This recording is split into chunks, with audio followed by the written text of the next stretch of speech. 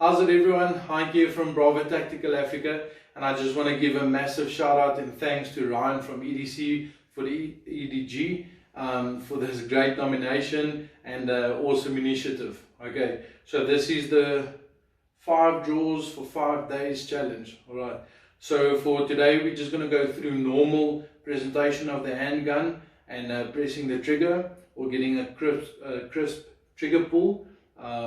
So yeah, let's go through it. I'm just going to take you through what I do personally. Doesn't mean it's going to work for you, but it's definitely worked for me. Alright, so dry firing is awesome. You can build a whole lot of good habits, but you can also build a lot of bad habits, okay? And you won't find out on those bad habits until you really go to the range to train, right? We must also understand that dry firing is not a replacement for proper training on a range, because of recoil, etc., movement and so on.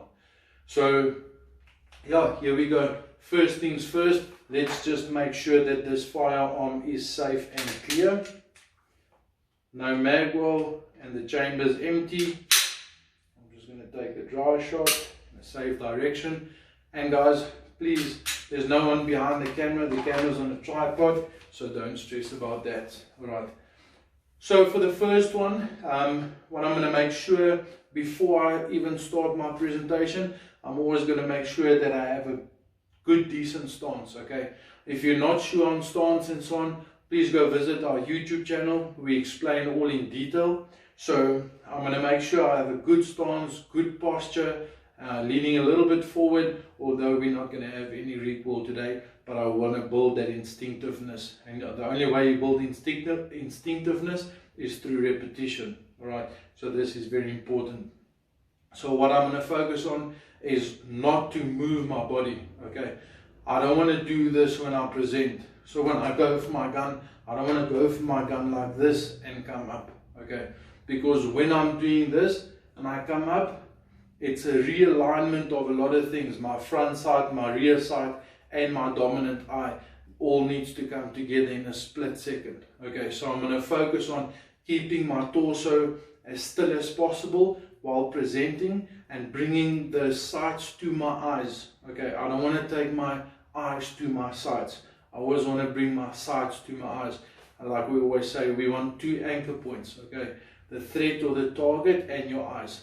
Everything needs to happen between those 2 anchor points. Alright, so I'm going to start off with my first draw, and we just start off slow. Okay, so I'm going to make sure that I get a good grip in front of my rear sight on my shirt or my garment, whatever you have on. I'm going to get a grip on this, and I'm going to pull it up as high as possible. Okay, and I always want to pull this garment or this shirt to my weapon side shoulder. Okay, I don't want to just pull straight up, because if your shirt is a little bit longer, it's going to catch on the grip of your firearm. Okay, so I'm going to grab here and pull to the side. Then I'm going to get a good decent grip on my firearm, come out, hands meet in front of my chest. Alright, build a good decent grip over here in the high front ready position. I'm going to punch out. I see my sights, and I'm going to have a good trigger pull. When I come back, I don't want to rack my slide. Okay, I don't want to rack my slide whatever way you do it. Alright, I just do a press check to reset the trigger, and then I go back to my holster. Always make sure that it's safe to go back to the holster. Alright, the reason why I don't rack my firearm is because if you dry fire a lot and you do it hundreds of times, when we go to the range and we have a drill that you have to present and shoot one shot, we see guys that present, they take the one shot, and then before going back to the holster, they rack their firearm, and then they rack rounds out of their gun. Alright, so we want to avoid that. So my second one.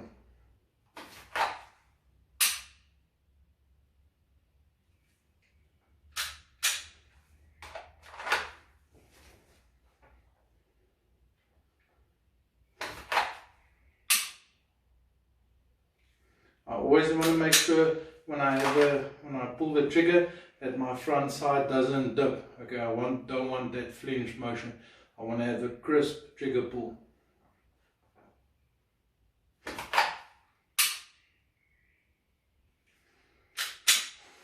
If that was 5, we're just going to do one more.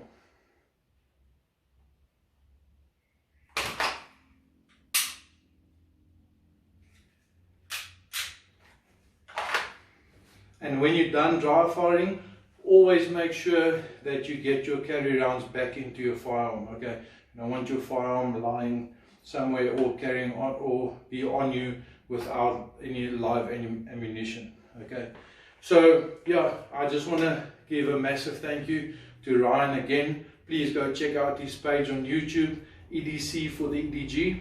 Go and support the guy. He's doing a lot of good things, and we appreciate it.